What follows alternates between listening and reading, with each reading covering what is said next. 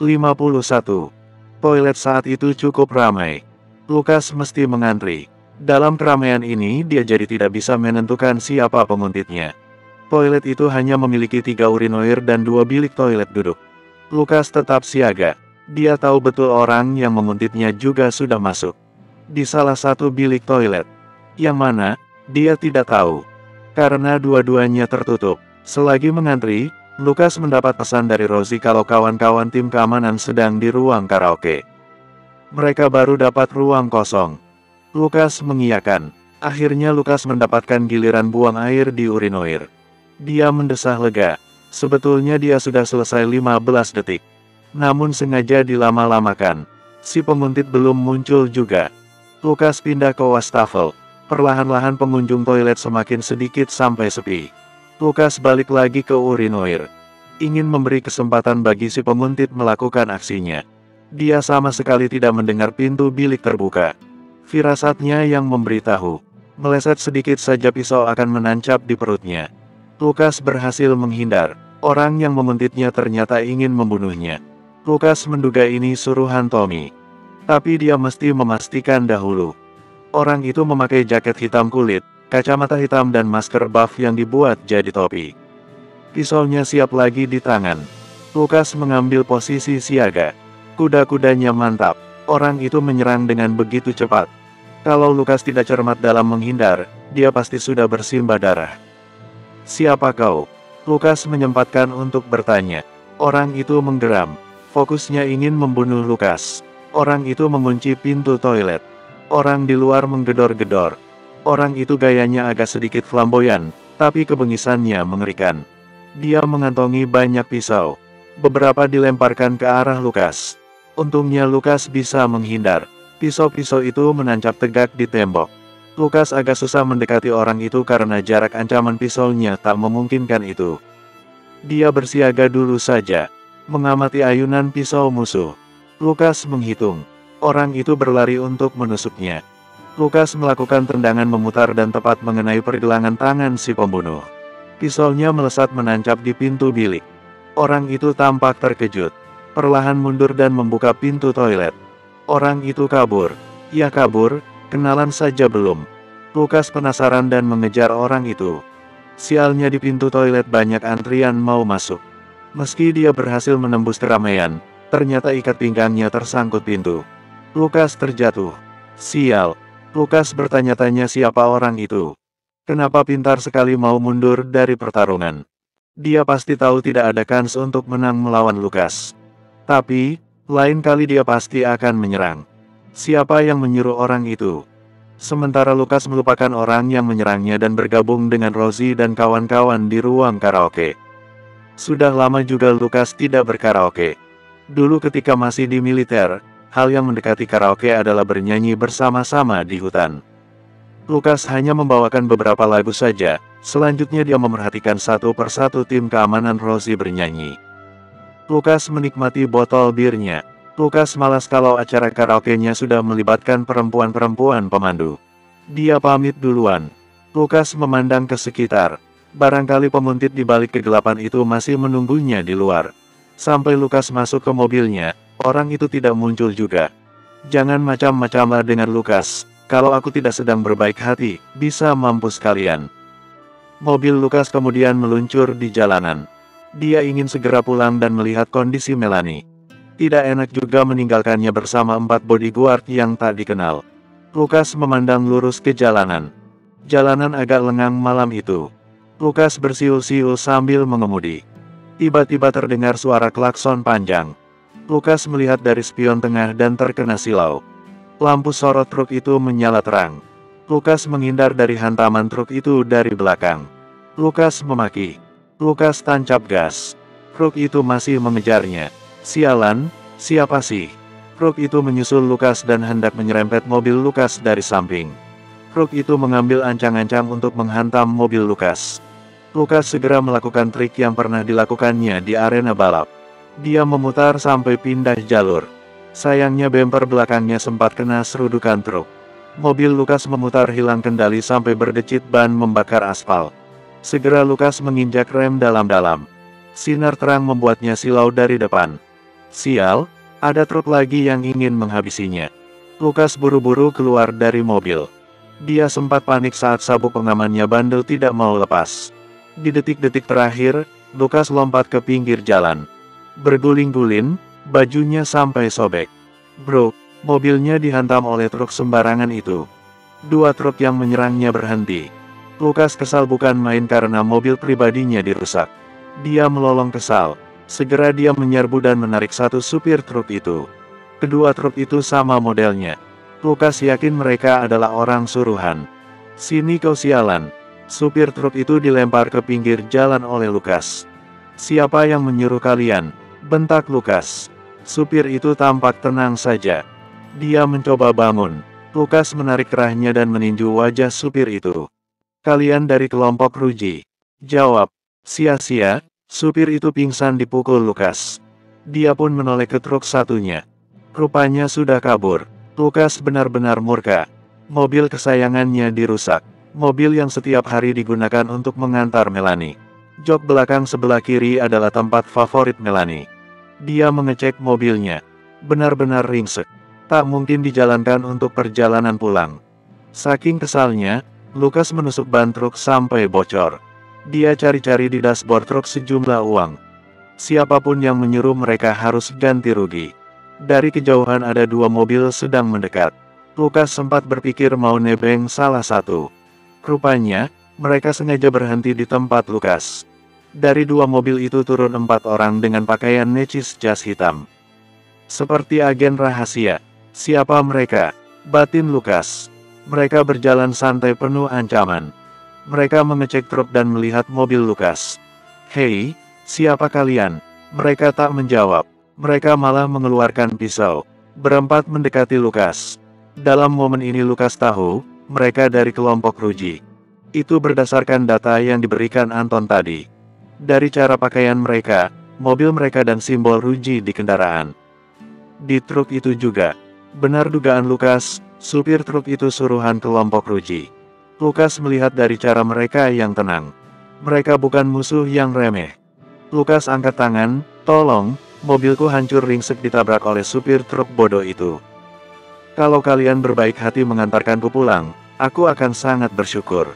Mereka masih diam. Pisau di tangan mereka makin mengancam. Lukas mundur perlahan-lahan. Dia merasa capek hari ini. Tak ingin ribut-ribut. Aku tahu kalian dari kelompok Ruji. Siapapun yang menyuruh kalian, aku beritahu, tugas ini tidak bermanfaat. Salah satu dari mereka akhirnya berkata, Lukas Brata, apa kau sudah siap mati? Bersambung. 52. Lukas yang sebenarnya tidak ingin ribut-ribut apalagi dengan kelompok Ruji yang menurut informasi Anton punya koneksi dengan organisasi gelap internasional, akhirnya terpaksa bertahan dan melawan.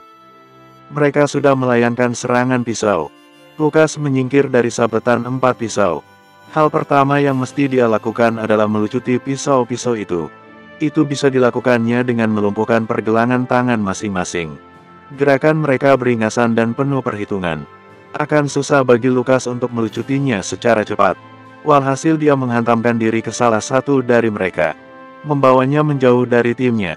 Lukas menahan pisau orang itu sambil mencekik leher. Orang itu tercekat.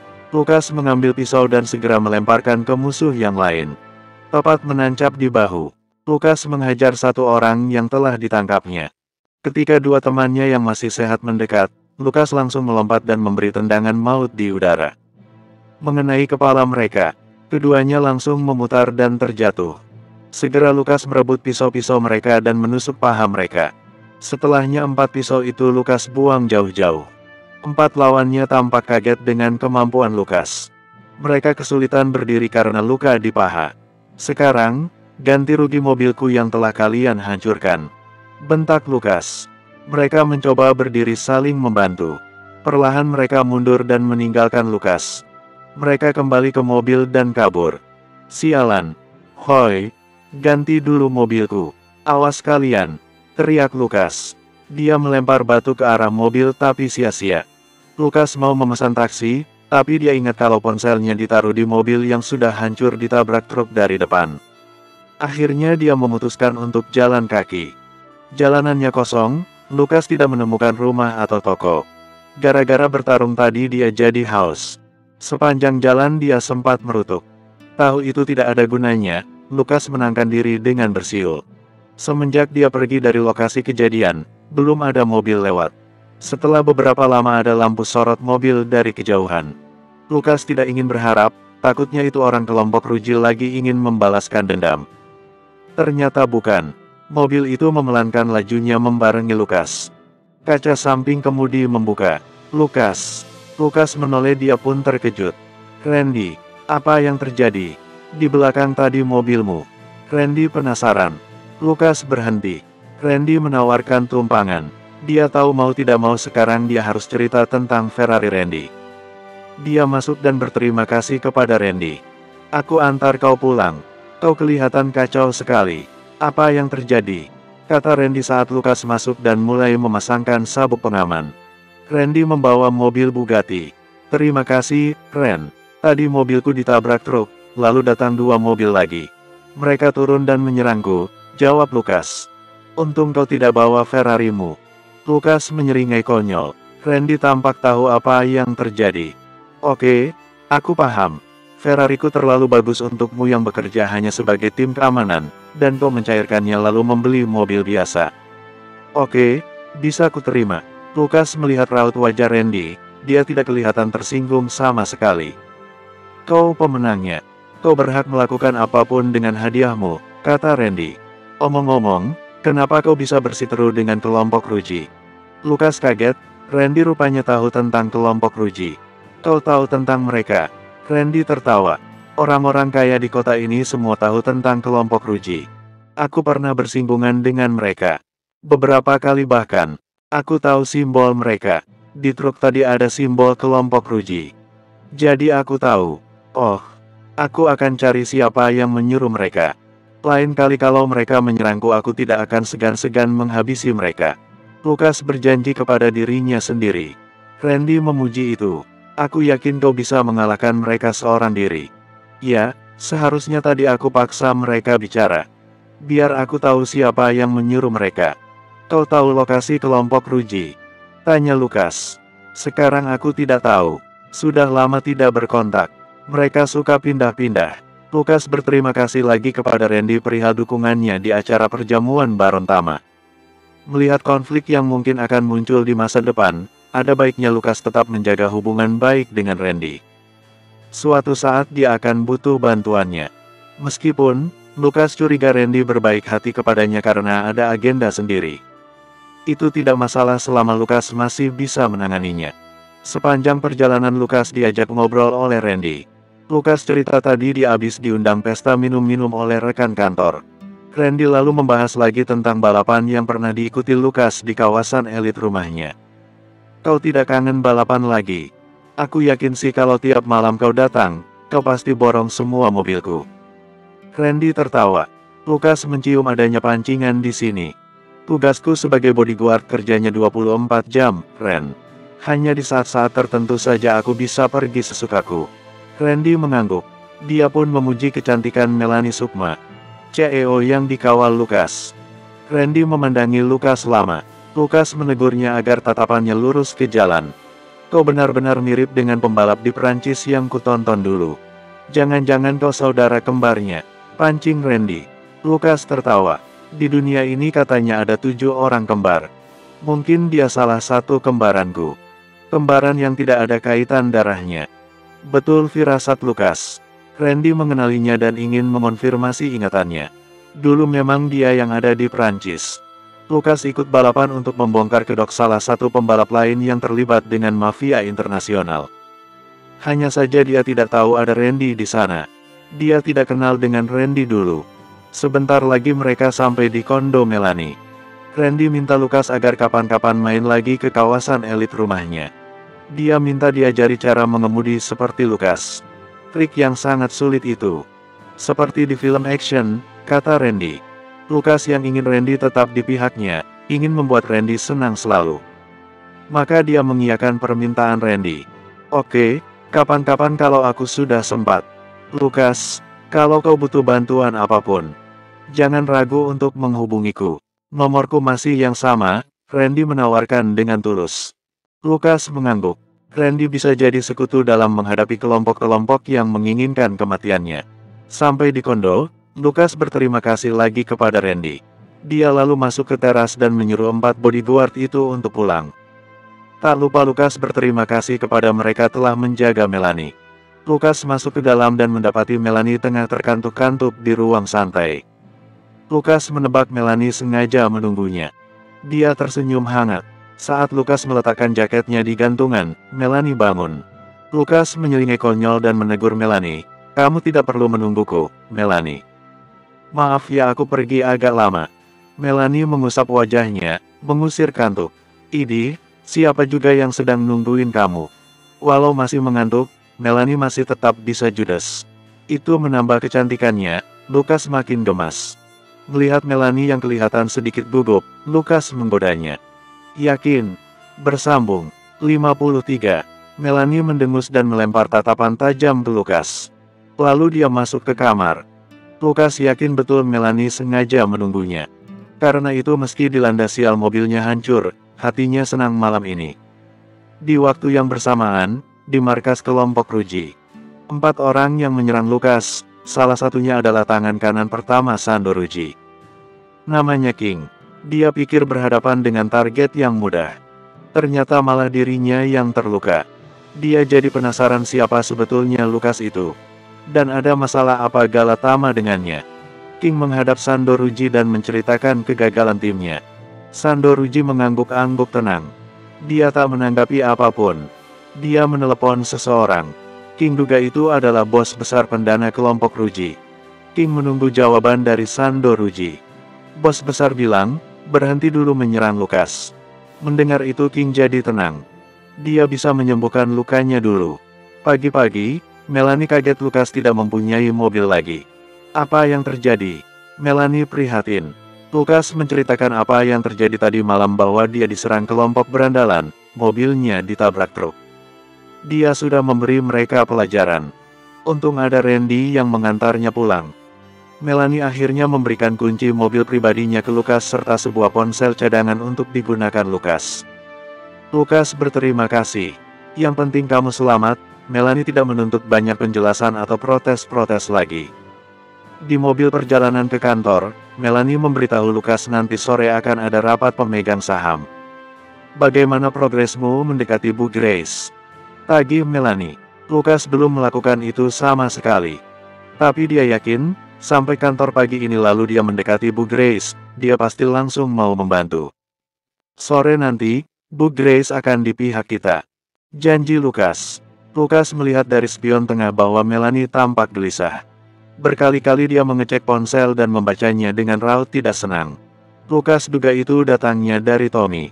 Sampai di kantor, Lukas mohon izin untuk bertemu Bu Grace saat itu juga.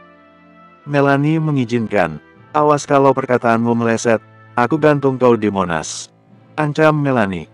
Lukas segera turun. Saat Lukas turun, Lee belum kelihatan berjaga depan ruangan Melanie.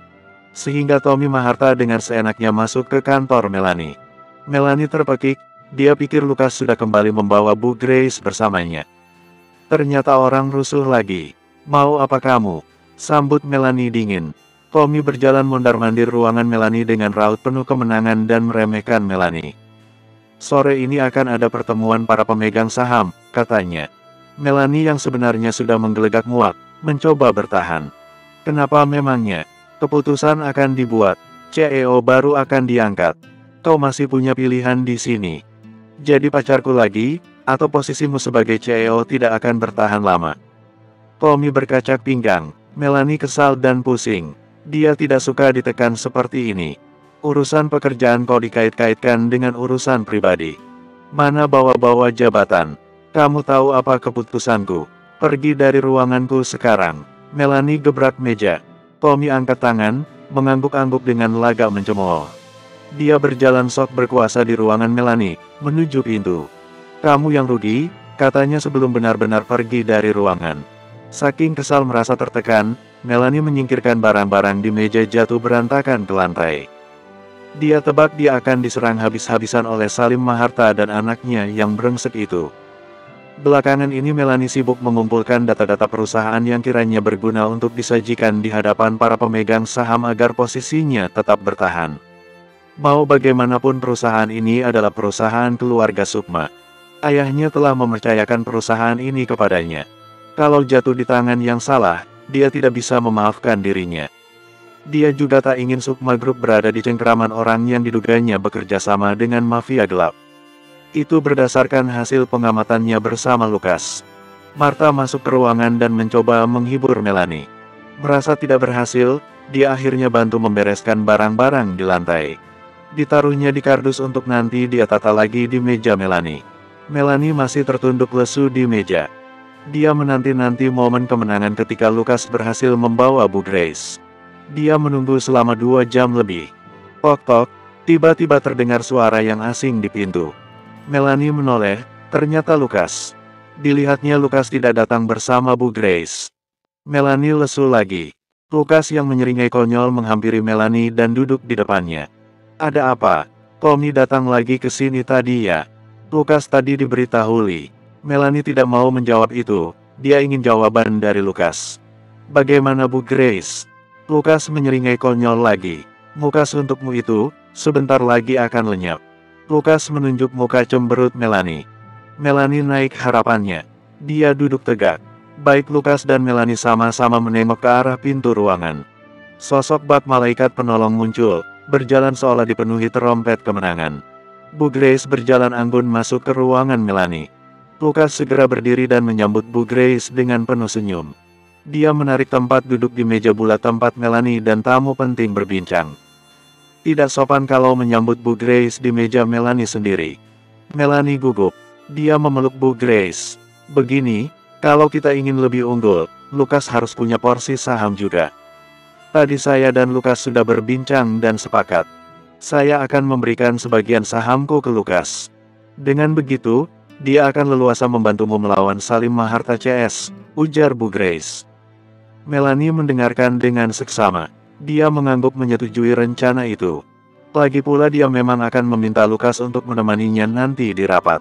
Mau itu dia sebagai pemegang saham atau bukan. Saya sudah siapkan berkas untuk ditandatangani. Sebentar lagi dibawakan sekretaris saya, lanjut Bu Grace. Melanie menatap Lukas penuh rasa syukur. Martha dan sekretaris Bu Grace datang membawa dokumen. Lukas merasa gugup dan bangga membaca isi dokumen itu secara sekilas. Yang penting saat ini adalah dia akan hadir di rapat dan membantu Melanie melibas Salim Maharta CS. Lukas selesai menandatangani dokumen itu. Bu Grace menjabat tangannya. Begitu juga Melanie. Kini pandangan Melanie mulai berubah lagi terhadap Lukas. Sah, Lukas jadi pemegang saham terbesar keempat, ungkap Bu Grace. Martha bertepuk tangan. Senang dengan pencapaian Lukas. Bu Grace berbicara sebentar dengan Melanie, sementara Lukas pergi keluar mencari Lee. Dia mau pamer.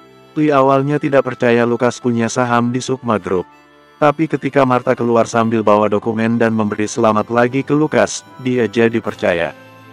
Dia memukul Lukas karena bangga. Lukas membantu Martha membawakan dokumen ke ruang rapat pemegang saham. Lalu dia kembali ke ruang Melanie. Bu Grace meminta Lukas untuk mendengarkan usulannya. Bu Grace dengan usil mendudukan Lukas dekat-dekat dengan Melanie.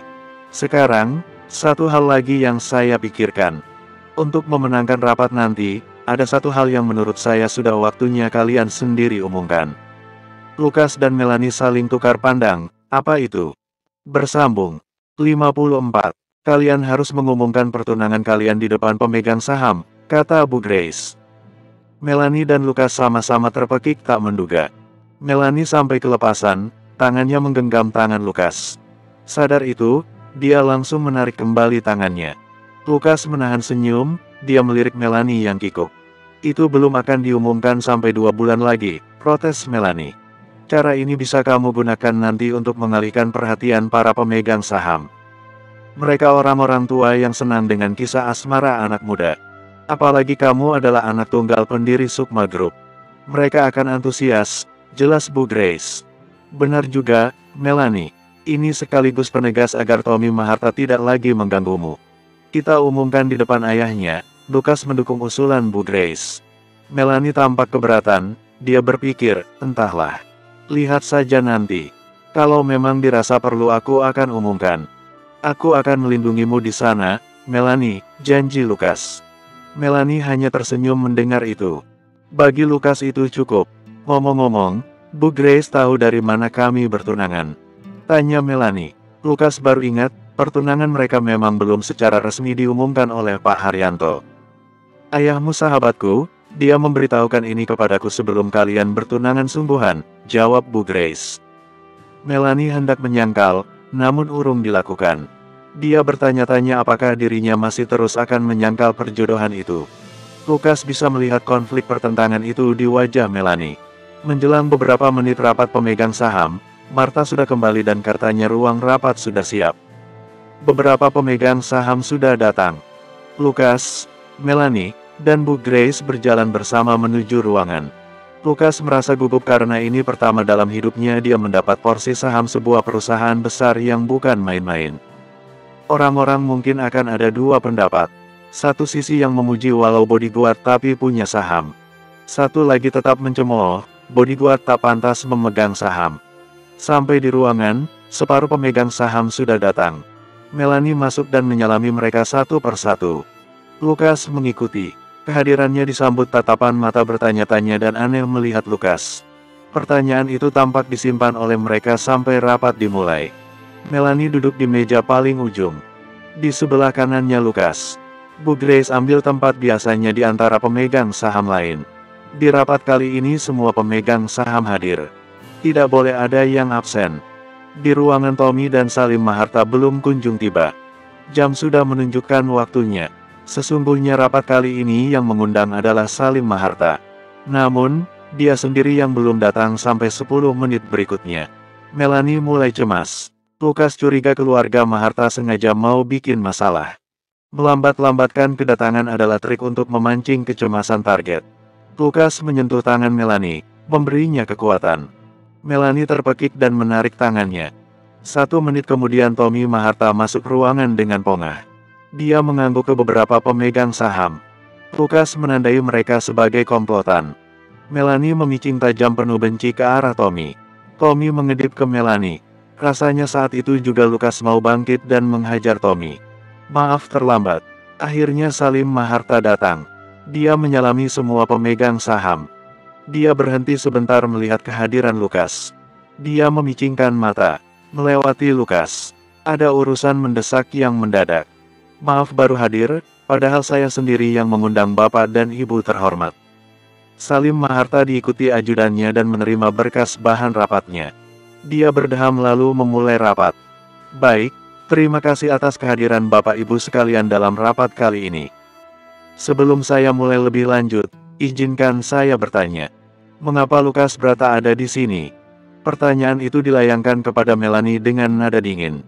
Lukas menoleh ke Melanie. Tampak tunangannya itu memikirkan langkah selanjutnya. Dia berdiri dan membuka dengan sapa hormat. Lukas Brata hadir di sini sebagai salah satu pemegang saham yang baru. Bapak dan Ibu silakan mengecek tabel pemegang sahamnya masing-masing. Melanie mempersilakan. Para pemegang saham saling menoleh, mempertanyakan juga kehadiran Lukas. Lalu mereka melihat tablet mereka. Nama Lukas muncul di jajaran persentase pemegang saham. Mereka mengangguk-angguk.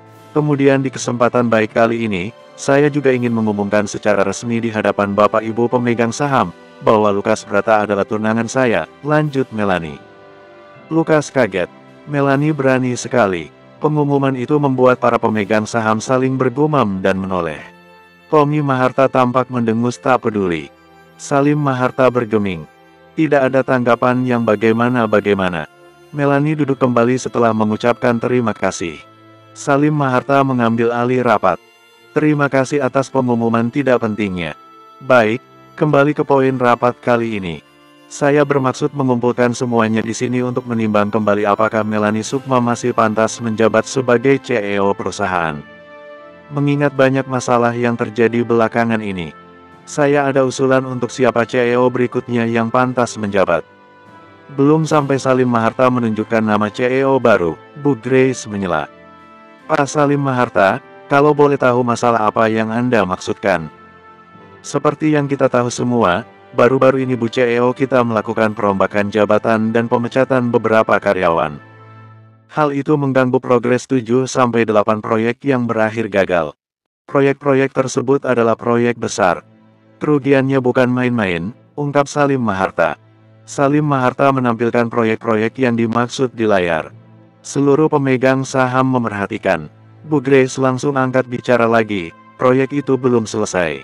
Masih berprogres. Kenapa Anda sebut gagal? Progresnya tidak baik, Bu Grace yang terhormat. Di masa sekarang, hal tersebut kurang menguntungkan. Siapa setuju dengan saya? Lukas melihat sebagian besar pemegang saham angkat tangan. Maka dari itu, untuk menutupi kerugian tersebut dan menghindari kemerosotan grup perusahaan ini, saya akan maju menggantikan Bu Melanie sebagai CEO. Salim Maharta seperti habis mengetok palu.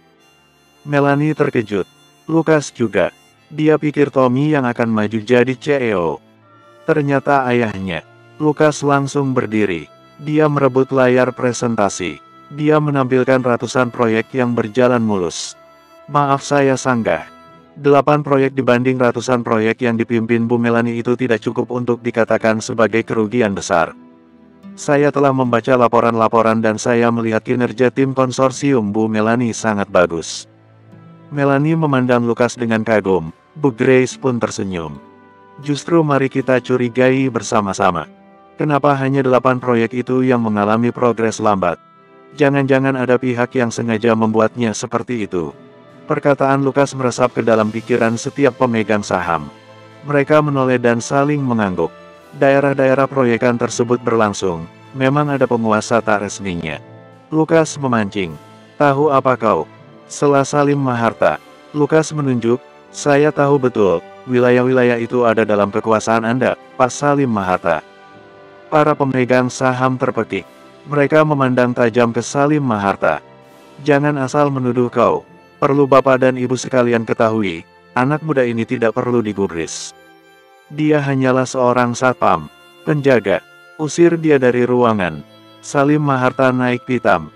Melanie terkejut. Lukas dengan percaya diri menuduh Salim Maharta di depan para pemegang saham. Dia khawatir situasinya semakin rumit. Para penjaga masuk ke dalam ruangan dan hendak meringkus Lukas. Mereka berhenti dan ragu-ragu mau membawa Lukas keluar. Reputasi Lukas sudah merajalela di kalangan penjaga. Sudah begini saja, rapat ini hanya akan berakhir ricuh. Angkat tangan bagi siapa saja yang setuju saya menjadi CEO menggantikan Bu Melanie. Ketuk palu Salim Maharta. Bersambung. 55. Lukas melihat Melanie seperti menahan sesak. Lukas kembali duduk. Dia sadar tak ada gunanya lagi untuk menentang dengan penjelasan masuk akal pun. Pertemuan ini sudah diatur. 50% lebih pemegang saham sudah di genggaman Salim Maharta. Lukas melihat Tommy penuh kemenangan. Dia duduk menyandar santai. Bu Grace melempar lirik ke Lukas. Mereka sama-sama menunggu siapa saja yang mendukung Salim Maharta. Inilah detik-detik menegangkan. Nasib Sukma Group di ujung tanduk. Dan terjadilah. Satu persatu pemegang saham mengangkat tangan.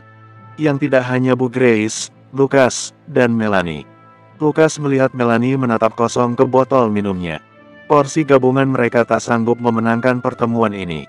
Jabatan CEO Melanie terancam di depan mata. Salim Maharta bertepuk tangan, dia menghitung 1-5. Dia masih memberi kesempatan bagi pemegang saham untuk memikirkan kembali pilihan mereka. Lukas memandang itu hanya sebagai trik murahan. Mereka tidak akan berani mengganti pilihan. Awas saja kau, Salim Maharta. Akan kubuat hancur keluargamu, batin Lukas. Dia mengepalkan tangan sampai buku jarinya memutih. Butuh kesabaran tinggi untuk menahan amarahnya saat ini. Dia tidak ingin mempermalukan Melanie di depan pemegang saham dengan bikin ribut. Para penjaga suruhan Salim Maharta sudah pergi keluar. Sah kalau begitu. Keputusan ini telah mencapai quorum. Para pemegang saham telah sepakat saya, Salim Maharta yang akan menjabat sebagai CEO Sukma Group, kata Salim Maharta penuh kemenangan. Lukas menahan panas yang menggelegak. Dia seperti disayat sembilu melihat Melanie menatap kosong dan hampir menitikkan air mata. Dia menyentuh tangan Melanie di bawah meja. Melanie perlahan menoleh ke Lukas, tatapannya sama kosongnya. Di sini Lukas merasa bersalah, dia kurang cepat dalam bergerak. Musuh lebih mendahului.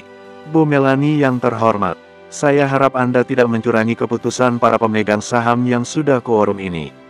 Anda punya waktu 24 jam untuk menyiapkan segala berkas pelimpahan dan tanda terima serah jabatan kepada saya. Silakan menikmati waktu yang tersisa. Salim Maharta menyunggingkan senyum licik. Lukas semakin yakin, keluarga Maharta ini punya agenda buruk. Cara mereka licik-licik. Tak disadari oleh Lukas, Melanie telah bangkit dan pergi dari ruang rapat tanpa mengucapkan apapun. Dia segera menyusul Lukas. Mencapai pintu, Lukas berhenti dan memberi telunjuk ancaman kepada Salim Maharta dan Tommy. Bu Grace menyusul keluar tak lama kemudian. Melanie berlari jauh di depan Lukas. Dia masuk ke ruangannya dan mengunci. Lukas berusaha menggedor tapi tak diizinkan masuk. Bu Grace muncul beberapa menit kemudian, mengajak Lukas berbicara sebentar di ruang pantry. Tidak kusangka, Salim Maharta bisa mempengaruhi separuh lebih pemegang saham, kata Bu Grace. Sepertinya dia tahu pergerakanku untuk mendekati para pemegang saham. Jadinya dia memulai rapat ini lebih cepat, sesal Lukas. Saya gagal menggait beberapa pemegang saham. Saya sempat mengobrol dengan mereka tadi pagi, mereka bilang akan ikut bersamaku. Saya dikhianati ternyata. Saya sesungguhnya tidak suka dengan intrik licik di antara pemegang saham. Penuh kepentingan. Benar, saya pun penasaran, cara apa yang digunakan Salim Maharta untuk membuat mereka semua tunduk. Lukas duga Salim Maharta menggunakan ancaman kekerasan. Atau dia mengantongi hal-hal gelap setiap pemegang saham. Bukan rahasia, petinggi-petinggi itu punya skandal. Saya akan bicarakan ini dengan Pak Haryanto. Akan saya bantu untuk pikirkan cara-cara berikutnya untuk menggagalkan Salim Maharta menjabat CEO Sukma Group, janji Bu Grace. Kamu kembalilah, dampingi Melanie. Dia butuh dukungan moral. Baik, terima kasih sebelumnya, Bu Grace. Lukas keluar dari ruang pantry menuju ruangan Melanie. Dalam langkahnya dia menyesalkan juga karena Pak Haryanto sebagai pendiri Sukma Group tidak bisa berbuat banyak untuk keputusan semacam ini. Pak Haryanto sudah pensiun dan segalanya sudah dilimpahkan ke Melanie. Lukas merasa gagal, padahal dia sudah dipercaya Pak Haryanto untuk membantu Melanie dalam hal ini. Apa yang bisa dijelaskannya nanti? Mendekati ruangan Melanie, ternyata pintunya sudah dibuka, saat ini sedang terbuka lebar. Lukas melihat ada sosok Tommy di dalam. Semakin dekat, Lukas mendengar Melanie marah-marah dengan lengkingan tinggi. Melanie melempari Tommy dengan vas bunga. Tommy segera lari dari ruangan Melanie. Lukas yang sangat kesal dengan Tommy pun memanfaatkan kesempatan. Dia berlari dan meluncur di lantai, kakinya menjulur dan menyandung Tommy. Tommy terjatuh dengan muka mencium lantai terlebih dahulu. Dia mengerang kesakitan. Lukas segera bangkit. Rasakan tuh, pengecut picik. Sumpah Lukas. Awas kau ya. Nikmati waktumu selagi bisa, ancam Tommy. Bangkit sambil memegangi mukanya yang merah. Dia pergi dengan dengusan kesal. Sebelum masuk ke ruangan Melanie, Lukas menelepon Anton. Barusan dia teringat. Gara-gara Tommy mengancamnya lagi. Lukas minta Anton menyelidiki orang yang menyerangnya di kafe. Lukas menjelaskan ciri-cirinya. Lukas berfirasat orang itu suruhannya Tommy. Kalau sudah ketemu, Lukas berjanji akan menangkap orang itu dan memaksa mengaku bahwa dia suruhan Tommy. Itu bisa dijadikan senjata untuk menjatuhkan Tommy di depan pemegang saham. Lukas menemukan Melanie menutup wajahnya, menunduk dan menangis terseduh-seduh. Lukas tak ingin karyawan lain melihat Melanie kacau begini. Dia tutup pintu dan penghalang kaca dia pasang. Pelan-pelan dia mendekati Melanie. Lukas duduk rendah di sampingnya. Melanie, panggilnya lirih. Perlahan-lahan Melanie mengangkat tangannya dari wajah. Dia menyeka air mata. Lukas memberinya tisu. Melanie membisu. Tatapannya masih kosong. Dia terisak lagi. Lukas berdiri dan mengusap-usap pundak Melanie dengan sayang. Lukas, aku tidak becus memimpin perusahaan ini, kata Melanie. Hei, Melanie, kamu sangat kompeten dalam memimpin perusahaan. Mereka saja yang brengsek. Kamu tidak sebanding dengan mereka. Aku yakin, di tangan Salim Maharta, Sukma Group akan hancur, Lukas menenangkan. Itulah kegagalanku Lukas. Aku membiarkan Sukma Group tergelincir dari tanganku dan jatuh di tangan orang jahat. Harusnya selama ini aku jangan percaya dengan mereka. Aku baru sadar aku pun dikendalikan selama ini. Tatapan Melanie mulai tidak kosong sekarang. Bicaranya masih sesenggukan tapi mulai mereda. Kita akan pikirkan caranya untuk merebut kembali Sukma Group. Kita akan pikirkan bersama, janji Lukas. Melanie terdiam lama. Pandangannya sekarang ke jendela luar, pemandangan gedung-gedung pencakar langit kota. Lukas, Melanie memecah kesunyian. Ya, Melanie, bawa aku jalan-jalan malam ini. Terserah kamu kemana saja. Aku ingin melupakan semua ini sejenak. Aku tak boleh jahat dengan diriku, berlarut-larut dalam depresi. Kemanapun? Tanya Lukas, dia agak bingung juga tiba-tiba Melanie meminta hal semacam itu. Ya, anggaplah ini kencan pertama kita. Yang bukan pura-pura.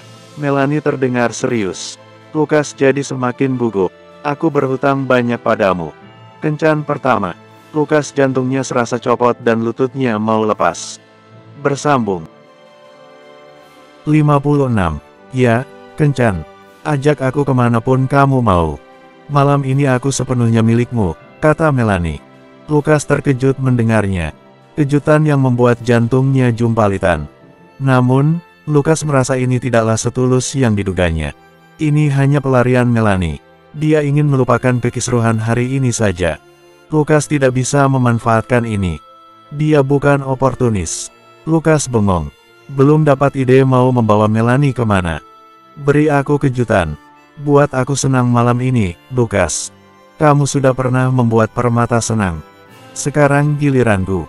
Lukas menelan ludah. Dia ingin malam ini tetap spesial. Dia berpikir sejenak. Oke, beri aku waktu sebentar. Lukas keluar ruangan dan mondar-mandir. Tempat spesial. Dia mengingat-ingat film-film romantis yang sedikit sekali pernah dia tonton. Restoran. Lukas dapat ide. Tapi harus restoran yang istimewa. Lukas mengingat makanan khas negara mana yang sangat digemari Melanie. Lukas mengecek jam, masih ada cukup waktu.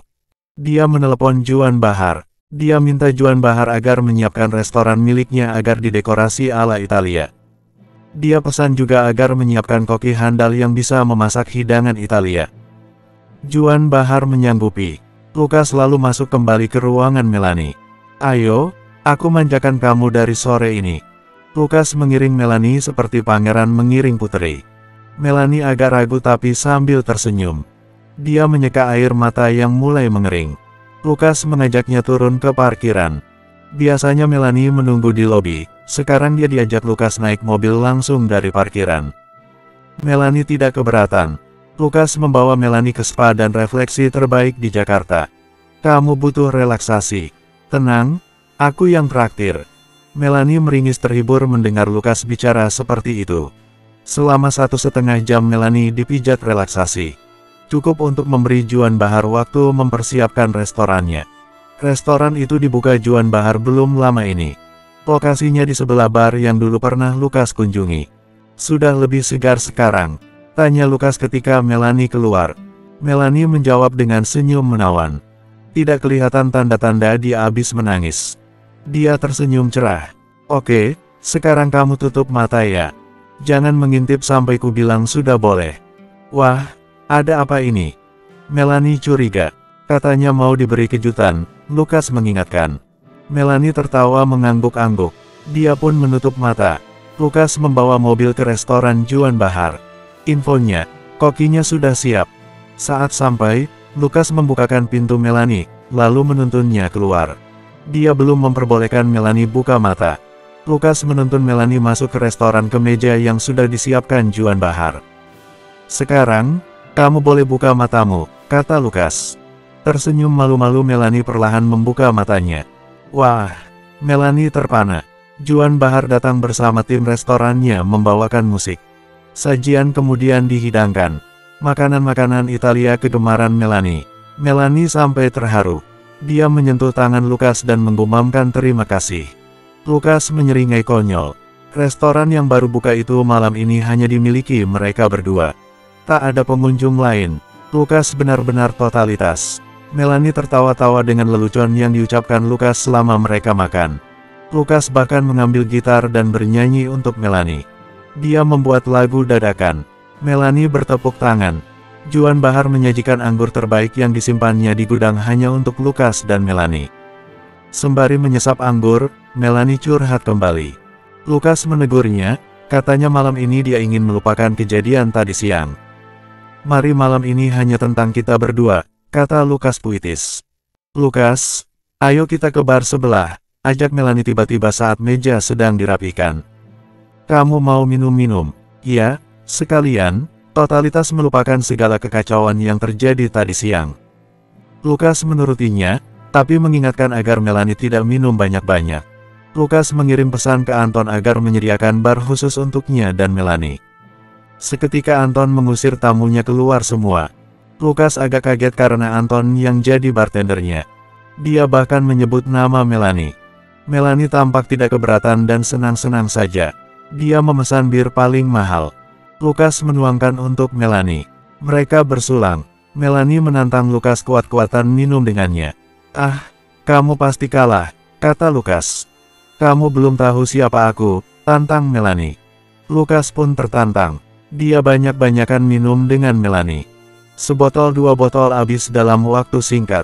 Lama-kelamaan Melanie sempoyongan dan meletakkan kepalanya di meja bar. Tertidur. Kau beruntung bang, bisa punya gandengan secantik dia. Ah, Amboy Nian, kata Anton.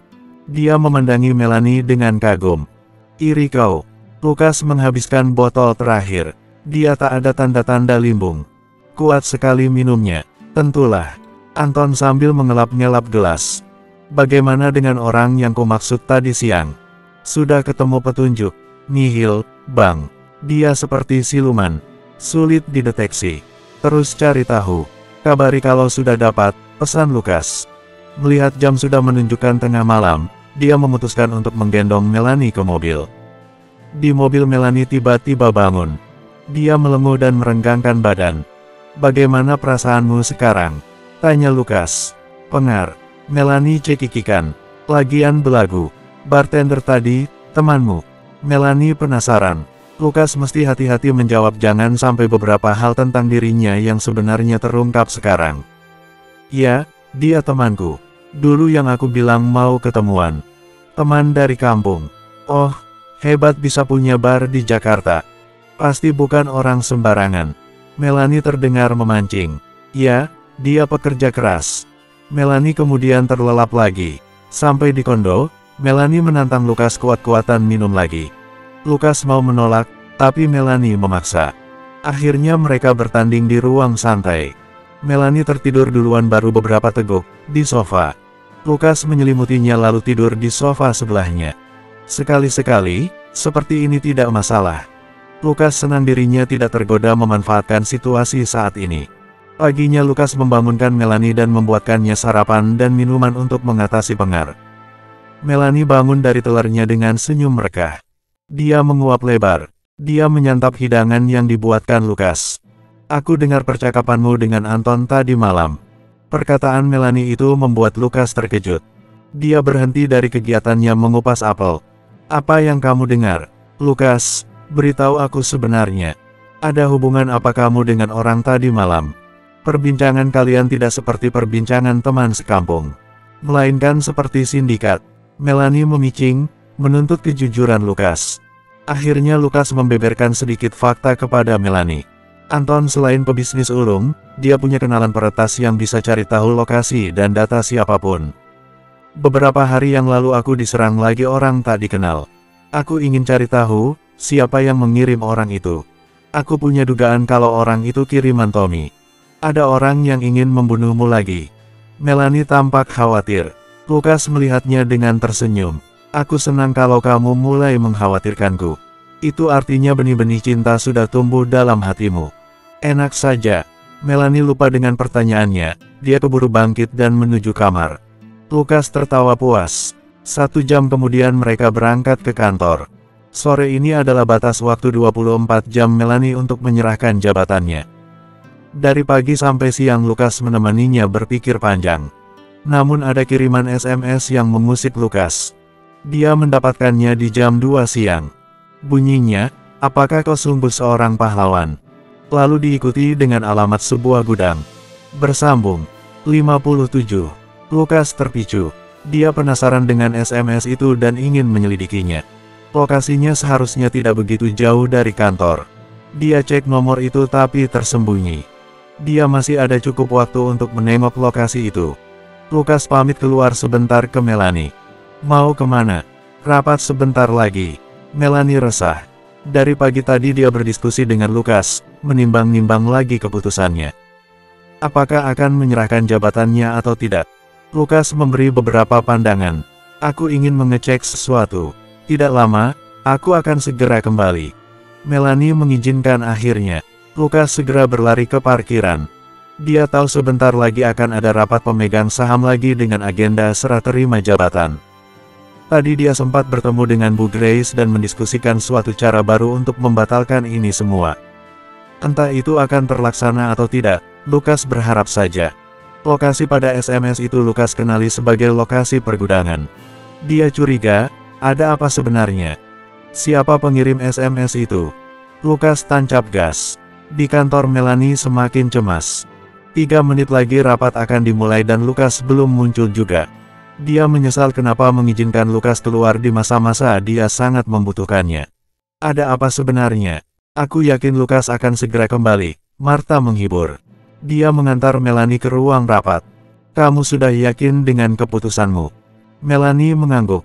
Dia menarik napas dalam-dalam. Dia telah melakukan perenungan tadi pagi saat sedang mandi berendam. Pikirannya sudah cukup segar karena dihibur Lukas tadi malam. Apalagi ketika makan di restoran Italia. Lukas manis sekali berinisiatif menyewa satu restoran hanya untuk mereka berdua. Hendak masuk ke ruang rapat, Melanie bertemu Bu Grace. Melanie, apapun yang terjadi, bagaimanapun hasilnya, saya akan selalu mendukungmu. Selalu di pihakmu, janji Bu Grace. Terima kasih, Bu Grace. Mereka masuk bersama-sama. Di dalam sudah duduk sebagian besar pemegang saham. Tommy dan Salim Maharta belum nampak. Tatapan para pemegang saham berubah sinis kepada Melanie. Martha membisiki agar Melanie tidak menghiraukan. Selamat sore, ucap Melanie dingin dan datar. Tidak ada yang menjawab, hanya sungkingan bibir tanda mengolok. Tidak lama setelahnya Tommy dan Salim Maharta masuk dengan lagak penuh kuasa. Tommy menyeringil lebar melihat Melanie yang tampak tertekan. Selamat sore Bapak dan Ibu sekalian, buka Salim Maharta. Melanie mengepalkan tangan kesal. Kenapa sampai sekarang Lukas belum kembali juga? Dia duduk sendirian di ujung meja. Dia butuh dukungan Lukas. Bu Grace juga tampak heran, pandangannya mencari-cari Lukas. Melanie mendapat tatapan penuh tanya dari Bu Grace. Melanie menggeleng. Baik, tidak perlu menunggu lama karena saya yakin Bapak dan Ibu sekalian punya kesibukan masing-masing. Terutama sekarang ini sedang ada proyek banyak yang butuh perhatian lebih dari kita. Bu Melanie, bagaimana? Apakah sudah disiapkan berkas serah terimanya? Tagih Salim Maharta. Melanie menatapnya tajam penuh kebencian. Dia tidak segera menjawab. Dia tatap setiap mata pemegang saham. Mengirimkan pesan bahwa mereka semua pengkhianat dan penjilat. Melanie kemudian berdiri. Saya tegaskan kepada Anda semua, saya tidak akan mundur dari jabatan CEO ini. Sukma Group adalah warisan ayah saya. Tidak akan saya biarkan dikelola oleh cukong seperti Anda. Bu Grace tampak terkejut tapi kemudian tersenyum mendengar keberanian Melanie. Seorang CEO memang harus menunjukkan kegarangannya. Bu Melanie, saya ingatkan. Keputusan pemegang saham sudah quorum. Anda tidak bisa seenaknya membatalkannya. Kalau tidak apa? Melanie memotong perkataan Salim Maharta. Anda akan bermain cara licik lagi. Dengan kekerasan. Itu akan semakin mendukung keputusan saya untuk tetap mempertahankan kedudukan ini. Anda makan saja itu berkas serah terima. Tidak ada berkas serah terima. Para pemegang saham lain tampak terhina. Mereka tak senang dengan yang dikatakan Melanie. Salim Maharta berpindah ke Bu Grace. Bu Grace yang terhormat, kemarin Anda belum memutuskan memihak siapa. Silakan diputuskan sekarang. Berkacalah dengan apa yang dikatakan Melanie barusan. Apakah itu pantas? Bu Grace berdiri. Saya mendukung keputusan yang dibuat Melanie. Anda tidak pantas menduduki jabatan CEO. Salim Maharta tidak terima. Kalau begitu, saya beli saham Anda. Serahkan semua saham Anda kepada saya. Bu Grace memukul meja mengagetkan para pemegang saham. Jangan berani-beraninya ya Anda. Kalau Anda kurang ajar, suami saya akan bertindak. Suami Anda yang sedang dipenjara karena korupsi. Salim Maharta mencemooh. Anda tidak pantas menjadi CEO, tutup Bu Grace. Dia duduk dan mengatur napas. Tiba-tiba secara serempak ponsel masing-masing pemegang saham berbunyi. Buru-buru mereka mengangkatnya, termasuk Salim Maharta. Melanie menatap Bu Grace, ada apa ini? Kenapa mereka mendapatkan telepon secara bersamaan? Setiap pemegang saham awalnya wajahnya kelihatan cemas, lalu lambat laun wajah mereka penuh harap lagi. Mereka mengangguk-angguk manut. Mereka tak berhentinya berucap terima kasih. Siapa yang menelepon mereka ya? Tanya Melanie dalam hati. Dia mendapati kecurigaan. Tommy kelihatan bingung di ujung meja yang lain. Dia melihat ayahnya tampak terdiam dan menjawab telepon secara sopan sekali. Apakah ini ada hubungannya dengan Lukas yang pergi tadi? Apa yang kamu lakukan, Lukas? Batin Melanie. Para pemegang saham mengangkat telepon agak lama. Mereka bicara secara bisik-bisik. Setiap mereka berdiri dari kursi dan mencari sudut yang berjauhan. Mereka tak ingin didengar percakapannya. Melanie menunggu dalam cemas dan kecurigaan. Pasti ada yang mengendalikan mereka semua selayaknya boneka, Melanie membatin. Serentak mengangkat telepon, serentak juga mereka mematikannya. Lalu masing-masing mengambil tempat duduk kembali. Duduk dengan wajah lega. Senyum mereka di wajah. Sementara Salim Maharta terduduk dengan raut cemas. Dia membisiki Tommy dan dia sama cemasnya. Apa yang terjadi? Bu Grace buka suara. Salim Maharta berdiri dan membungkuk ke masing-masing pemegang saham. Lalu dia menghampiri satu persatu dan berbisik. Itu menambah kecurigaan Melanie dan Bu Grace. Salim Maharta kembali ke tempatnya dan berkata, kami telah melakukan diskusi cepat. Kami memutuskan sekarang ini jabatan CEO tetap dipegang oleh Bu Melanie yang terhormat. Salah satu dari pemegang saham berbicara, kami menyadari keputusan yang kami ambil keliru besar. Maka betul seperti perkataan Bu Melanie, Sukma Group sudah semestinya dikelola oleh Bu Melanie sang pewaris. Melanie tidak merasa lega atau bagaimana, dia masih dikuasai kecurigaan. Apa yang terjadi sebenarnya? Tanpa panjang lebar, Salim Maharta mengakhiri pertemuan tersebut. Menyisakan Melanie dan Bu Grace. Beberapa saat lalu di tempat lain, Lukas sudah tiba di lokasi pergudangan. Dia mencari gudang yang dimaksud. SMS masuk beberapa kali mengiriminya instruksi. Gudang yang dimaksud berletak di blok agak tersembunyi di belakang kawasan. Gembok besar mengunci pintu gudang itu. Lukas mencari besi untuk membukanya secara paksa. Yang ditemukan di dalam gudang membuatnya mengelus dada. Astaga, siapa yang melakukan ini semua? Bersambung. 58. Apa yang dilihat Lukas mengingatkannya terhadap salah satu misi penyelamatannya dahulu. Di daerah terpelosok, dia membebaskan perempuan-perempuan yang akan diselundupkan ke luar negeri. Mereka dikurung di dalam peti kemas. Kondisi mereka mengenaskan sekali. Di gudang ini, perempuan dan anak-anak terkurung di dalam kurungan besi. Seperti yang biasa kita lihat di kebun binatang. Berbekal besi yang ditemukannya tadi, Lukas segera membuka gembok kurungan itu. Lukas dikuasai pertanyaan, siapa yang melakukan ini? Perempuan dan anak-anak itu semuanya dipasangi penutup mata semua. Menurut instruksi Lukas dilarang membuka. Ikatan pada tangan mereka pun tidak diizinkan dibuka. Lukas hanya diminta membebaskan mereka dari kurungan lalu memesankan taksi ke alamat masing-masing. Ada 7 taksi yang dipesannya. Dia berpesan ke supir taksi agar jangan banyak tanya. Langsung antar saja ke alamat yang dimaksud. Lukas beri mereka uang lebih. Lukas tak ingin mengambil risiko dengan menantang instruksi SMS misterius itu. Nasib perempuan dan anak-anak itu lebih penting. Lukas cek jam tangan, sial, aku telat. Melanie pasti marah besar. Lukas segera masuk ke mobil dan meluncur kembali ke kantor. Instruksi terakhir dari SMS misterius itu adalah Lukas dilarang bilang ke siapapun tentang hal tadi. Itu membuatnya sulit memberi alasan ke Melanie. Sampai di kantor, Lukas segera berlari ke ruangan Melanie. Dia mengetuk pintu dan menampakkan wajah menyesal. Melanie, maaf aku terlambat. Melanie memutar dari kursi kerjanya. Dia menatap Lukas dengan pandangan marah. Tangannya bersedekap, rapatnya sudah selesai. Kemana saja kamu? Lukas garuk-garuk kepala, dari tadi dia belum dapat alasan yang tepat. Aku habis jalan-jalan sebentar. Mencari ide. Apa? Melanie melotot. Dari kepalanya seperti terlihat api membara. Bisa-bisanya kamu ya. Sempat-sempatnya jalan-jalan. Aku menunggumu dengan panik. Kamu tidak menepati janji. Aku kecewa. Pandanganku selama ini benar. Melanie memutar lagi, membuang muka dari Lukas. Melanie, maafkan aku. Aku kelupaan waktu. Melanie tidak menggubris. Bahkan ketika Lukas menanyakan dengan baik-baik tentang jalannya rapat tadi, Melanie diam 1000 bahasa. Bingung mau berbuat apa, Lukas memutuskan keluar dari ruangan. Sekali lagi dia memohon maaf. Masih ingin tahu tentang hasil rapat tadi, Lukas bertanya kepada Martha.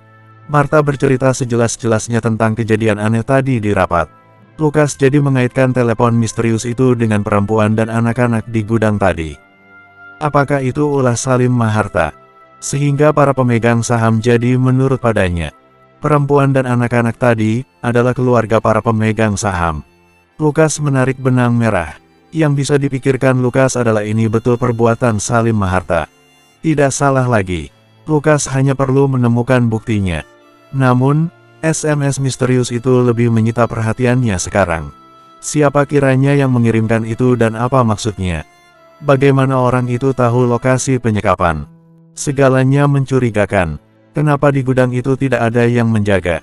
Permainan macam apa ini? Lukas benar-benar menyesal tidak bisa menemani Melanie tadi. Setidaknya dengan dia membebaskan perempuan dan anak-anak itu, Melanie jadi mendapatkan posisi CEO-nya kembali. Tiba-tiba Pak Salim Maharta seperti orang penurut. Aneh sekali dilihatnya, begitu kata Martha. Menarik, seperti itu tanggapan Lukas. Ini permainan baru yang mesti dihadapinya. Bisa jadi ini bagian dari rencana. Sengaja dibuat seperti ini agar mental Melanie jatuh. Lukas belum berani mengetuk ruangan Melanie. Dia tunggu sampai jam pulang saja. Dia coba menemui Bu Grace tapi ternyata sudah keluar mendahului. Akhirnya Lukas menghabiskan waktu di atap gedung, mencari angin. Menjernihkan pikiran. Dia berpikir untuk menemui Anton, memberitahunya tentang gudang tadi. Lukas tidak bisa tinggal diam. Teka-teki ini semakin lama semakin menggemaskan. Lukas menengok jam, sudah mendekati waktunya pulang. Dia turun dan menuju ruangan Melanie. Dengan ketus Melanie bilang, aku mau pulang naik mobilku sendiri. Mau menyetir sendiri maksudnya. Lukas memastikan. Ya, Lukas mengantar Melanie ke lobi lalu mengambilkan mobil. Setelahnya dia menyerahkan kemudi kepada Melanie. Lukas duduk di depan. Siapa yang menyuruhmu tetap di dalam mobil? Ketus Melanie. Kita pulang ke rumah yang sama kan? Aku ikut ya. Aku tidak ada mobil, pinta Lukas. Naik taksi kan bisa. Terserahlah. Melanie menjalankan mobil. Pandangannya lurus ke depan. Sedetik pun tidak menoleh ke Lukas. Melanie, maafkan aku. Permintaan maaf Lukas tidak ditanggapi Melanie. Lukas menyesal. Sudah susah payah dia membangun kedekatan dan kepercayaan dengan Melanie. Hancur seketika saat dia tidak bisa menepati janji. Kepercayaan itu memang susah dibangun tapi mudah sekali dihancurkan. Lukas jadi berpikir untuk mengatakan yang sebenarnya. Namun, itu hanya akan membuat Melanie dalam bahaya. Perjalanan sudah mencapai setengahnya, tiba-tiba Melanie menepi. Kamu turun. Aku muak melihatmu, perintah Melanie tanpa perasaan. Lukas tak ingin membantah, itu hanya akan membuat Melanie semakin kesal. Dia turun dengan menurut. Belum sampai Lukas melambaikan tangan, Melanie sudah mengegas mobilnya lagi. Lukas merasakan kecut dalam hati. Melanie pasti tidak ingin melihat Lukas di kondo juga. Jadi, Lukas berjalan di tepi jalan dengan santai. Menikmati udara sore menjelang malam. Melihat orang-orang bergegas pulang naik mobil dan motor. Menyaksikan kemacetan. Tiba-tiba ada mobil sedang menepi menghalangi Lukas. Dia berubah waspada. Lukas, kenapa kamu jalan kaki? Lukas langsung santai. Ternyata itu Bu Grace. Bu Grace. Oh, mobilnya dipakai Melanie. Dia ingin menyendiri. Lukas merasa tak ada gunanya berbohong. Dia sudah banyak cerita ke Bu Grace. Naiklah, tawar Bu Grace. Lukas segera naik, khawatir kendaraan di belakang mulai protes. Lukas berusaha menyembunyikan apa yang dilakukannya tadi saat rapat berlangsung. Dia bercerita seperti yang dikatakannya kepada Melanie. Lukas jalan-jalan mencari udara segar supaya dapat ide baru untuk menggagalkan Salim Maharta menjadi CEO. Lukas sedikit bercerita tentang konflik dengan Melanie tadi. Kalau begitu mari mampir ke rumahku. Kamu tidak ada rencana kemana-mana kan? Lukas menggeleng. Boleh juga. Kamu bisa memanggilku dengan Grace saja. Kok aku belum terlalu jauh tua darimu dan Melanie? Bu Grace tersenyum. Lukas mencari-cari gestur menggoda, tapi kelihatan sangat samar. Dia ikuti saja alurnya. Itu benar, Bu Grace memang usianya belum terpaut jauh dari Melanie dan Lukas. Dia hanya lebih tua 8 tahun dari Melanie. Lukas akui, di usianya yang kepala 4 Bu Grace masih sangat anggun. Dia bahkan masih tampak seperti wanita muda usia awal 30-an tanpa ada tanda-tanda sudah menikah. Sampai di rumah Bu Grace, Lukas diajak masuk dan duduk di meja makan dapur. Lukas memuji dapur Bu Grace. Sudah lama aku tidak memasak untuk tamu. Bahkan, ini pertama kalinya rumahku kedatangan tamu. Setelah, ya, kamu tahu. Lukas tahu, semenjak suaminya di penjara. Sambil memasak Bu Grace sedikit bercerita tentang bagaimana suaminya bisa di penjara. Suaminya itu punya kedudukan di masyarakat. Terpandang dan ditakuti. Suaminya masuk penjara ada campur tangan Salim Maharta. Bu Grace meyakini itu. Bu Grace memasak spaghetti bakso buat Lukas. Ketika Bu Grace mau menghidangkannya, tak sengaja dia terpeleset. Untung piring spagettinya sudah di meja. Sayangnya, tubuhnya tetap mau terjatuh. Lukas dengan kecepatan yang terlatih segera menangkap Bu Grace. Dalam usahanya itu tanpa sengaja dia malah memegang buah dada Bu Grace. Mereka pun saling tatap. Maaf, kata Lukas gugup. Maaf, tanggap Bu Grace. Bersambung, 59. Lukas dengan gugup membantu Bu Grace duduk di kursi meja makan. Dia menyesali ketidakkawasannya. Bisa-bisanya tangannya malah memegang buah dada Bu Grace. Inilah kenapa dia seharusnya menolak ajakan perempuan untuk datang ke rumah. Maaf saya tidak sengaja menyentuh, Lukas menunduk malu. Bu Grace tersenyum simpul. Sudah tidak usah dipikirkan. Saya tahu kamu tidak sengaja. Selanjutnya Bu Grace mengajak Lukas makan. Masih agak kikuk, Lukas memuji masakan Bu Grace. Tadinya dia pikir Bu Grace akan sengaja menggodanya. Awalnya dia takut, karena Bu Grace cantik menawan. Pria biasa pasti akan jatuh cinta sesegera melihat mata Bu Grace. Lukas khawatir kalau dia diminta menginap dan akan ada yang terjadi. Selagi makan, Lukas malu karena masih merasakan betapa kenyalnya buah dada Bu Grace di tangannya. Seperti milik perempuan muda yang masih segar. Lukas menutupi rona merah di pipinya. Selagi makan Bu Grace bercerita ini itu seputar rumah tangganya. Tentang kesendiriannya. Tentang bagaimana kadang orang-orang mengecapnya sebagai janda penggoda. Padahal suaminya masih hidup, meski sedang di penjara. Orang-orang hanya melihat luarnya saja, hibur Lukas. Waktu pertama bertemu denganku, apa yang kamu pikirkan Lukas? Tiba-tiba Bu Grace bertanya. Lukas mencoba mengingat. Saya tidak memikirkan apa-apa. Saya tidak suka menghakimi orang. Apalagi yang belum saya kenal betul. Bagus.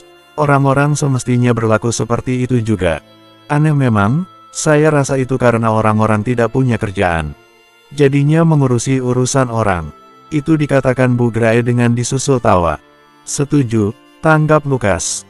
Selesai makan Bu Grace mengeluarkan botol bir dari kulkas dan mengajak Lukas minum-minum di balkon. Pemandangan malam hari di rumah Bu Grace tampak bagus. Langit malam berbintang begitu indahnya. Lukas mendongak tak puas-puas. Di sana, di langit, rangkaian bintang-bintang seolah membentuk wajah Melanie. Lukas jadi memikirkan Melanie. Dia sendirian di kondo. Lukas mesti pamit segera untuk pulang. Sepertinya saya perlu kembali segera, kata Lukas akhirnya. Dia telah menghabiskan 3 botol bir dingin. Bu Grace tampak sudah melayang-layang. Kamu khawatir dengan Melanie ya? Baiklah, hati-hati pulangnya. Jangan biarkan tunanganmu sendirian lama-lama. Takut ada yang merebut nanti. Disusul tawa. Lukas diantar turun Bu Grace. Di pintu tiba-tiba Bu Grace memeluk Lukas. Tak sengaja lagi, buah dadanya menekan ke tubuh Lukas. Bu Grace sedang mabuk, Lukas maklum. Dia pun tak akan memanfaatkan kesempatan ini seperti laki-laki hidung belang. Lukas pulang dengan memesan taksi. Di dalam taksi otaknya terus berpikir. 3 botol bir tidak mempengaruhinya sama sekali. Dia terus kepikiran dengan kejadian di gudang tadi sore. Teka-teki ini mesti dia pecahkan. Tidak mau ambil risiko menghubungi Anton dengan ponselnya yang kemungkinan telah disadap, Lukas pinjam ponsel supir taksi. Lukas meminta Anton untuk menemuinya di kondo. Dia akan menjamu Anton dan berbincang panjang. Sampai di kondo, Lukas baru mau membuka pagar. Firasatnya entah kenapa menyuruhnya untuk mengelak ke kiri. Terdengar bunyi desing dan logam menubruk besi. Itu bunyi tembakan. Lukas langsung berguling mencari tempat berlindung. Satpam komplek kondo yang sedang bertugas menghampiri Lukas ingin bertanya ada apa. Lukas menyuruhnya untuk pergi.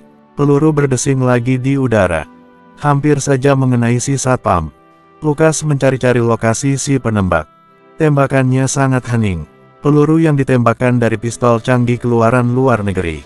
Lukas mengenalinya. Temukan titik laser pembidiknya, Lukas mengingatkan diri sendiri.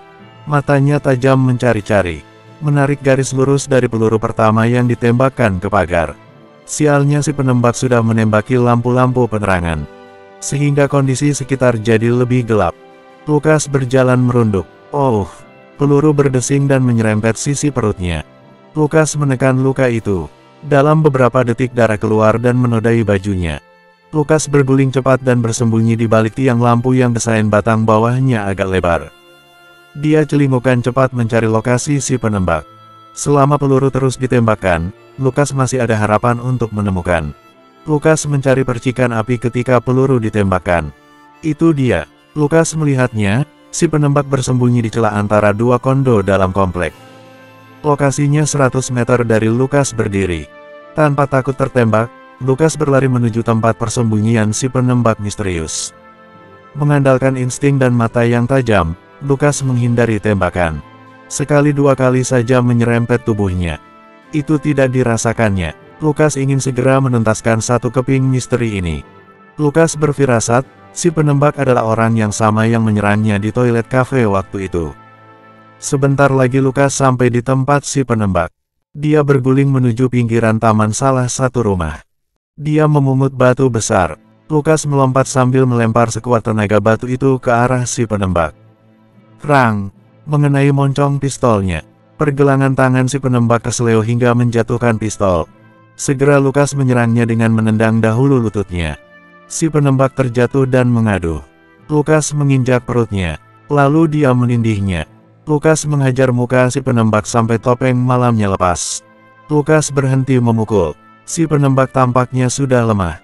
Tiba-tiba si penembak bergerak mendadak hingga Lukas terhuyung ke belakang. Si penembak terburu-buru mengambil sesuatu dari kantongnya. Sebuah pil. Hei jangan. Lukas tahu itu pil bunuh diri. Orang suruhan ini berani mati. Kalau misinya gagal lebih baik mereka mati daripada membongkar orang atau kelompok yang menyewanya. Secara cepat Lukas mengentak dan menghalangi si penembak menelan pil mematikan itu. Kau tak boleh mati sampai kudapatkan kebenarannya, kata Lukas. Memiting si penembak dan merebut pil itu lalu membuangnya. Siapa yang mengirimmu? Si penembak tidak mau jawab. Lukas menamparnya. Tetap tak mau jawab juga. Tak lama kemudian Anton tiba. Dia mencari juga lokasi Lukas. Dia diberitahu oleh satpam kemana Lukas berlari. Bang! Sapa Anton. Buruan ikat dia, perintah Lukas. Capek, dia berontak terus. Anton segera mengikat tangan dan kaki si penembak dengan kabel tis tebal. Lalu mulutnya juga disumpal dengan kaos kakinya sendiri. Anton diberitahu Lukas tentang pil bunuh diri itu. Dia mencari di sekitar dan memungutnya. Kau tak boleh menelan ini sebelum ku korek informasi darimu, kata Anton. Terima kasih, Ton, sudah datang tepat waktu. Kau bawa dia untuk diinterogasi. Dengan cara apapun, sampai terkuak siapa dalang yang menyewanya, pinta Lukas. Siap, Bang. Lukas membantu Anton membawa si penembak ke mobil. Ditaruhnya di bagasi belakang. Satpam yang menyaksikan itu semua dibayar oleh Anton sejumlah uang banyak untuk tutup mulut. Selepas Anton pergi membawa si penembak misterius, Lukas kembali ke kondo. Dia memeriksa sekilas ke sekitar. Tak ditemuinya lagi penembak tersembunyi. Dia masuk dengan menahan sakit tubuhnya yang keserempet peluru. Lukas buka baju di depan teras. membuntal bajunya dan buang ke tempat sampah. Nanti pagi dia akan bakar. Sembari menunggu kabar dari Anton, Lukas merawat lukanya. Dia tempeli dengan perban plester. Setelah selesai dia menengok Melanie di kamar dengan membuka sedikit pintunya. Melanie sedang tidur pulas. Mengenai penembak misterius tadi, Lukas berfirasat dia adalah orang suruhan Tommy. Anton menghubungi Lukas kira-kira jam 3 pagi. Dia menghabiskan sepanjang malam mengorek informasi dari penembak itu. Siapa dia dan siapa yang mempekerjakannya? Tanya Lukas langsung. Bersambung. 60. Namanya Lex, dia orang sewaan sebuah organisasi, jawab Anton di telepon. Organisasi apa? Namanya hanya organisasi, Bang. Mereka organisasi kriminal berskala internasional. Mereka sering mengincar perusahaan-perusahaan besar dengan menyerangnya dari dalam. Menghancurkan pondasi-pondasinya. Sekarang ini targetnya adalah Sukma Group, potong Lukas. Benang merahnya sudah menjalin. Tidak mungkin organisasi yang menyuruhnya langsung. Siapa yang menyuruhnya? Bagian itu dia sama sekali tidak mau membocorkan, jawab Anton. Dari nada suaranya, dia terengah-engah. Lukas tahu Anton menghabiskan malam menyiksa Lex sampai bicara. Hanya saja, kenapa Lex malah membocorkan nama organisasinya ketimbang orang yang menyuruhnya? Lukas menyuruh Anton untuk menyudahi penggalian informasi dari Lex. Selanjutnya terserah Anton mau apakan dia, kalau nanti bisa dikeruk lagi informasinya ya silakan. Untuk sekarang istirahatlah dulu. Yang penting, jangan bunuh dia, pesan Lukas. Lukas juga berpesan agar Anton menggeledah Lex sampai tuntas. Takutnya dia masih menyimpan pil bunuh diri. Anton bilang sudah nihil. Dia bahkan menelanjangi Lex ketika diinterogasi. Lukas sebenarnya tak setuju cara kuno seperti itu tapi ya sudahlah. Sekarang yang jadi masalah adalah bagaimana mengaitkan Lex dengan Tommy. Lukas yakin Lex adalah suruhan Tommy. Dan bagaimana Tommy dan Salim Maharta terhubung dengan organisasi itu.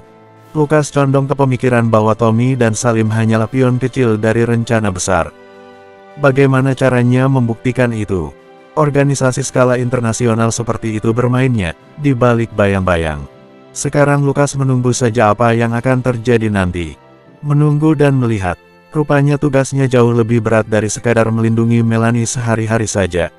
Sekarang baru masuk akal, kenapa Pak Haryanto menyuruhnya menjadi bodyguard Melanie sekaligus tunangannya. Organisasi ini mengincar Sukma Group, dan sasaran utamanya pasti Melanie Sukma. Mereka sengaja membangun teror terlebih dahulu, simpul Lukas. Karena selama ini, yang jadi sasaran kelihatannya dirinya terus. Hanya ular beracun saja yang mengincar langsung Melanie. Lukas melihat jam, masih ada 3 jam lagi sampai dia bersiap berangkat ke kantor. Dia pejamkan mata istirahat. Di lain tempat, beberapa jam lalu. Tommy mondar-mandir gelisah di kamarnya. Di luar sedang hujan deras. Petir menggelegar beberapa kali. Dia tengah menanti kabar baik. Sudah 2 jam dari waktu yang dijanjikan tapi belum ada kabar juga, gerutunya. Berkali-kali dia melihat ponsel, menunggu telepon. Instruksinya dia tidak boleh menghubungi nomor itu. Orang-orang yang jadi suruhan organisasi tidak boleh membawa ponsel. Tommy tidak sabar. Dia ingin besok tidak melihat Lukas berada-beredar di kantor lagi. Dia ingin memastikannya malam ini. Tommy tidak mau seperti tempo hari. Dia dikerjai Lukas. Malam ini dia ingin tahu semuanya selesai. Ah, bodoh amat. Tommy menghubungi nomor Lex. Nomornya tersambung. Ada nada dering. Tapi tidak diangkat juga. Tommy menghubungi puluhan kali, tapi sia-sia. Saking kesalnya dia lempar ponselnya sampai hancur menimpa tembok. Dia mengumpat sekencang-kencangnya. Pagi harinya di kondo Melanie, Lukas bangun agak telat. Buru-buru dia mandi dan berpakaian. Saat keluar kamar dia tidak melihat Melanie dimanapun. Biasanya dia sedang duduk-duduk di meja dapur. Lukas ketuk pintu kamar Melanie, tidak ada yang menyahut. Lukas coba putar gagangnya, pintunya tidak dikunci. Lah, sudah berangkat dia. Lukas garuk-garuk kepala. Dia cek ke garasi, mobil Melanie sudah tidak ada. Dia menyeringai tolol. Ini akibat kemarin dia melewatkan rapat pemegang saham. Melanie sedang membalasnya. Baiklah, Bu CEO. Lukas memutuskan untuk mencoba transportasi lain menuju kantor. Dia memesan ojek daring untuk ke stasiun MRT terdekat.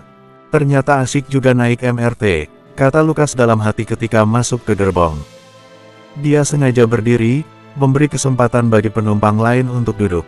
Terutama wanita kantoran cantik yang memakai stoking dan rok pendek. Sarapan pagi bagi mata. Lukas. Tiba-tiba ada yang menegur. Seorang perempuan. Lukas langsung memutar badan. Sonya. Lukas terpana. Sonya memakai blazer dan rok pendek, kakinya dibaluti stoking transparan.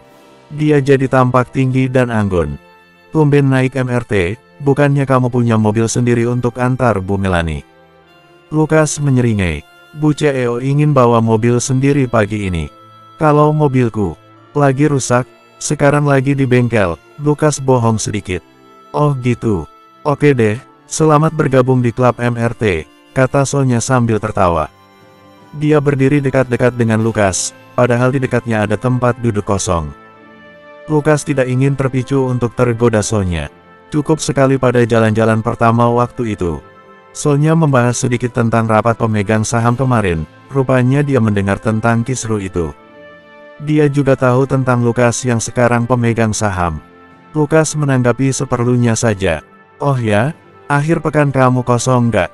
Tanya Sonya, pindah topik tiba-tiba. Lukas tidak ingin berbuat kesalahan lagi. Kalau dia ikut ajakan perempuan, ujungnya pasti ada masalah. Dia teringat kemarin di rumah Bu Grace. Kenyalnya masih terasa di telapak tangannya saat ini. Kebetulan akhir pekan ini aku ada agenda. Sonya mengangguk sambil membuat mulut O. Oh, oke. Sudah sibuk sekarang ya. Lukas ingin menjaga hubungan dengan Sonya sebatas profesional saja. Dia malas kalau bercampur lagi dengan urusan pribadi. Cukup urusannya dengan Melanie saja.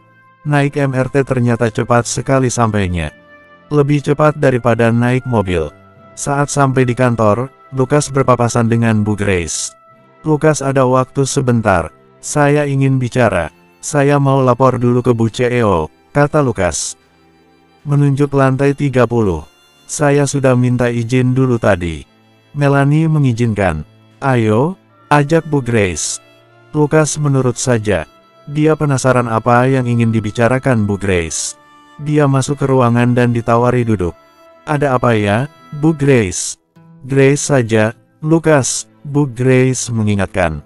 Saya ingin keluar negeri dalam waktu yang cukup lama. Lukas mendengarkan penjelasan Bu Grace. Bu Grace mencium adanya kecurangan dalam Sukma Group terutama pada pemegang saham, terutama pada Salim Maharta. Dia cukup dibuat pusing kemarin saat rapat pemegang saham. Apalagi di luar itu. Sebenarnya Salim Maharta sudah lebih dulu mendesaknya. Tapi dia tidak punya apapun untuk menekan Bu Grace. Saya lagi penat. Makanya butuh liburan panjang. Ada beberapa hal pula yang ingin saya lakukan di luar negeri. Saya berencana saat ini untuk melimpahkan semua saham yang saya miliki ke kamu, Lukas. Lukas terperanjat. Dia sampai tak tahu mesti berbicara apa. Saya percaya kamu bisa mengelola saham saya demi kebaikan perusahaan ini.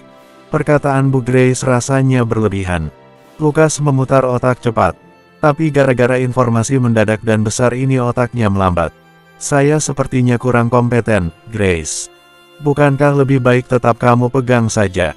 Aku mungkin akan lebih lama di luar sana. Entahlah. Aku belum memutuskan. Ini wujud keberpihakan saya kepada Melanie. Dengan porsi yang kamu miliki ditambah limpahan semua milik saya, kamu dan Melanie akan lebih kuat. Tapi, ini bukan negosiasi, Lukas. Ini kepercayaan saya padamu. Sekaligus ini untuk menebus keabsenanmu kemarin. Melanie sangat marah, jelas Bu Grace. Lukas tidak bisa membantah. Lagi pula yang diungkapkan Bu Grace masuk akal dan bisa diterima. Ini bisa jadi penebusannya kepada Melanie. Baiklah, dia terima dengan sebaiknya. Berkasnya akan segera disiapkan. Melanie pun sudah diberitahu langsung oleh Bu Grace. Lukas segera menuju ruangan Melanie. Wah, sekarang jadi pemegang saham terbesar nomor 2 ya, pancing Melanie. Ada hubungan spesial apa sih kamu dengan Bu Grace sampai dia menyerahkan semua sahamnya padamu? Melanie memicing curiga. Lukas mengangkat bahu, katanya, dia mempercayaiku 1000%. Belum sampai Melanie mau meledek lagi, Lukas mendapat telepon dari nomor tak dikenal. Dia angkat di depan Melanie. Raut Lukas berubah 180 derajat, Tampak serius. Ibuku kenapa? Bersambung.